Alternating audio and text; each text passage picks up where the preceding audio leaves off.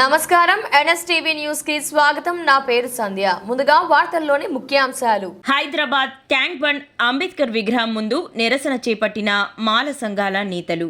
అంబేద్కర్ విగ్రహం వద్దకు భారీగా చేరుకున్న మాల సంఘాల ప్రతినిధులు, భారీగా మోహరించిన పోలీసులు, రోడ్డుపైకి దూసుకెళ్లిన మాల సంఘాల నేతలు, అడ్డుకున్న పోలీసులు, పలువురిని అరెస్టు చేసిన పోలీసులు. పరిస్థితి ఉద్రిక్తం. సుప్రీంకోర్టు తీర్పు పత్రాలను దహనం చేసిన నిరసనకారులు.